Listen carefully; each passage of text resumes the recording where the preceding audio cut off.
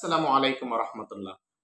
সুপ্রিয় বন্ধুরা, অত্যন্ত চমৎকার একটি খুশির খবর আমাদের মাঝে ইতিমধ্যে আমরা পেয়ে গেছি যে যারা 18তম নিবন্ধন ভাইবাই অনুত্তীর্ণ হয়েছিল, প্রায় 20,000 প্লাস ভাইবা অনুত্তীর্ণ, যাদেরকে যাদেরকে ফেল দেখানো হয়েছে এনটিআরসি কর্তৃপক্ষ, যাদেরকে অযোগ্য বলে বিবেচনা করা হয়েছে, তারা আদালতে রিট করেছিল। সেই রিটের আদেশ এসেছে।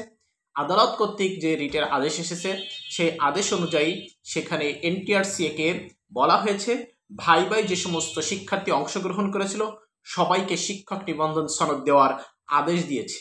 এটি দৈনিক শিক্ষা .com, এটা দৈনিক শিক্ষা .com আদালতের একজন প্রতিবেদক, তিনি এই প্রতিবেদনটি করেছেন। এটা আজকেই প্রকাশিত হয়েছে 12টা 54 সময়, 3 তারিখ 7 মাস 2025। অর্থাৎ বোঝা যাচ্ছে যারা ভাইবাই অনুত্তীর্ণ প্রার্থী ছিলেন, তারা যে আন্দোলন চালিয়ে যাচ্ছিলেন এনটিআরসি কার্যালয়ের সামনে, তারা অবশ্যই সফলতার দ্বার প্রান্তে, তাদের সফলতার সন্নিকটে। তারা তাদের এই আন্দোলনটা যদি সঠিকভাবে চালিয়ে যায়, আশা করা যায় তারা ভালো কিছু ফলাফল পেতেও পারে। তো আমরা সেই নিউজটা একটু পড়ে দেখি। বলা হচ্ছে কি, অষ্টাদশ শিক্ষক নিবন্ধন পরীক্ষায় ভাইবাই অংশ নেওয়া সবাইকে নিবন্ধন সনদ দেওয়ার আদেশ জানিয়েছে হাইকোর্ট। এটা চমৎকার একটা খবর, কেননা এখানে যারা যোগ্য প্রার্থী তাদেরকে এখানে বৈষম্যমূলকভাবে এখানে তাদেরকে বাদ দেওয়া হয়েছে, তাদের ভাইবাগে অনুত্তীর্ণ দেখা হয়েছে, এমনকি তাদেরকে অযোগ্য বলে বিবেচনা করা হয়েছে। এমনকি যে ই সনদটি প্রকাশ করেছে সেই ই সনদে ভাইবার কোনো নাম্বার তারা সেখানে দেখাতে পারেনি। এমনকি হাইকোর্ট তাদেরকে বলেছে 3 দিনের মধ্যে আদেশ কার্যকর করার কথা বলা হয়েছে। অর্থাৎ 3 দিনের ভিতরেই ভাইবাই যারা অনুত্তীর্ণ হয়েছে তাদেরকে ই সনদ দেওয়ার নির্দেশ দেওয়া হয়েছে। আদেশটির বিপক্ষে আপিল করার প্রস্তুতি নিচ্ছে এনটিআরসি কর্তৃপক্ষ। অর্থাৎ এনটিআরসি কর্তৃপক্ষ এই আদেশের বিপক্ষে আপিল করবে হাইকোর্টে। একাধিক গ্রুপে বিভক্ত হয়ে তারা রিট আবেদন করেছেন। বিস্তারিত জানার চেষ্টা করেছে দৈনিক শিক্ষা .com। বলছে, এদিকে 18তম শিক্ষক নিবন্ধন পরীক্ষায় চূড়ান্ত ফলাফলে অনুত্তীর্ণ প্রার্থীরা সনদের দাবিতে আজ বৃহস্পতিবার সকালে রাজধানীর প্রেস ক্লাবের সামনে সড়কে অবস্থান নেন। এর আগে গত সোমবার বেসরকারি শিক্ষক নিবন্ধন ও প্রত্যয়ন কর্তৃপক্ষের কার্যালয়ের সামনে অবস্থান কর্মসূচি পালন করেন তারা।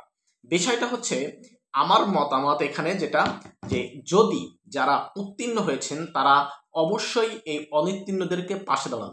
যদি পাশে না দাঁড়ান, হতে পারে আপনাদের এই 6ষ্ঠ গণবিজ্ঞপ্তিতে এই নিয়োগ প্রক্রিয়া দীর্ঘসূত্রিত হতে পারে। কেন হতে পারে? কারণ হচ্ছে, যেহেতু এখানে আদালতের আইনি জটিলতা ইতিমধ্যে জড়িয়ে গিয়েছে, এই জড়িয়ে যাওয়ার কারণে দেখা যাচ্ছে তারাও যদি এখানে সুযোগ সুবিধা থেকে বঞ্চিত হয় তাহলে আপনাদের উপরে এটার প্রভাব পড়তে পারে। এজন্য এনটিআরসি কর্তৃপক্ষ তার কার্যক্রম পরিচালনা করার ক্ষেত্রে তারা এখানে কি হতে পারে, বাধাগ্রস্ত হতে পারে। এজন্য অবশ্যই যারা উত্তীর্ণ হয়েছেন তাদেরকে এখানে বিরূপ মনোভাব না দেখিয়ে আপনারাও তাদের পাশে দাঁড়ান, এটা আপনাদের প্রতি অনুরোধ থাকলো। এবং আরেকটা বিষয়, যারা অনুত্তীর্ণ হয়েছেন তারা এমন কোনো কর্মকাণ্ড করবেন না যার দ্বারা তারা হচ্ছে কি হবে, আপনাদের এই সফলতার দ্বার প্রান্তে এসে আপনারা যেন বিফল হয় আপনাদের আন্দোলন, এমন কোনো কর্মকাণ্ডের সাথে আপনারা যুক্ত হবেন না। এরপরে আরেকটা বিষয় হচ্ছে, আপনারা যেহেতু আদালতের রায় ইতিমধ্যে পেয়ে গেছেন, অবশ্যই এনটিআরসি তারাও একটা আপিল করবে, সেখানে রায় শুনানি হবে। এখানে একটা সময় দীর্ঘসূত্রিতা তো আছেই। সেক্ষেত্রে আশা করা যায় যারা অনুত্তীর্ণ হয়েছেন তারা অবশ্যই এখানে সফলতা পাবেন, কেননা এনটিআরসি এর কাছে সঠিক কোনো জবাব নেই।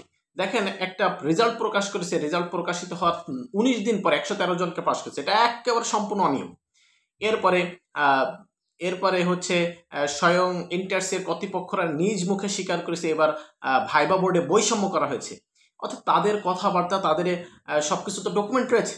এক্ষেত্রে এনটিআরসি কিন্তু এখানে এই আপিল করেও তারা কোনো সুফল পাবে না। সেক্ষেত্রে অবশ্যই অনুত্তীর্ণদের বিজয় সুনিশ্চিত। আপনারা অবশ্যই বিজয় পাবেন, কিন্তু আপনাদের আরো ধৈর্য ধারণ করতে হবে এবং সঠিক সিদ্ধান্ত ডিসিশন নিতে হবে। দোয়া করি আল্লাহ তাআলা আপনাদের একটা উত্তম রিজিকের ব্যবস্থা করে দিক, সকলের চাকরি হোক, এই আশা রেখে সংক্ষিপ্ত কথা শেষ করছি। আসসালামু আলাইকুম।